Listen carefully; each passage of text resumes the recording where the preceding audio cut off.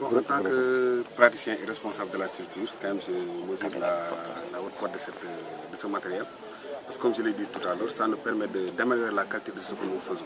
Parce qu'en fait, quand on reçoit une malade, on a d'énormes satisfactions quand nous arrivons à guérir ce malade que nous avons reçu.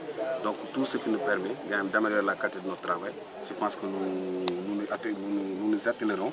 Également, nous faisons tout pour que ce matériel-là puisse nous permettre quand même d'avancer dans ce que nous devons faire. Bon, avant, on avait d'énormes difficultés, pour raison simple, parce que quand on recevait un malade, on avait d'énormes difficultés pour lui faire une radio, pour lui faire des installations fonctionnelles respiratoires.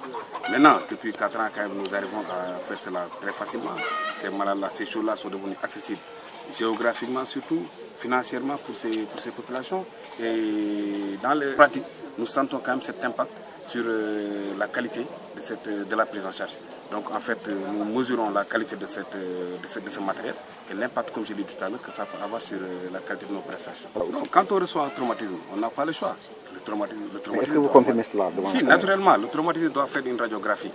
Étant donné que la radio n'est pas disponible, il nous fallait en ce moment-là faire une ambulance. Et comme les évacuations sont gratuites, le carburant était à la charge de l'État ou de la structure. Donc en fait, d'ici à Ziguinchor, ça nous coûtait 15 000 francs rien que pour une radio. Maintenant, quand on reçoit un traumatisé, on a la possibilité de faire la radio. Et si éventuellement il y a une fracture, quelque chose qui nécessite de voir qu'il voit notre médecin, naturellement, là, le malade peut aller à Ziguinchor pour voir le médecin.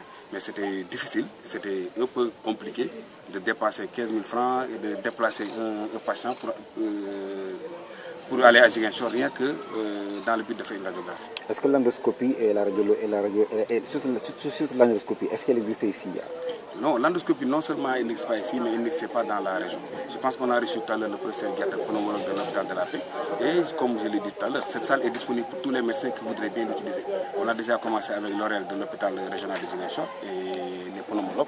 Et je pense qu'il y a de bonnes perspectives avec eux, d'autant plus qu'ils prévoient quand même de diversifier un peu leurs actions avec l'arrivée de nouveaux médecins pneumologues d'ici le mois de janvier 2016.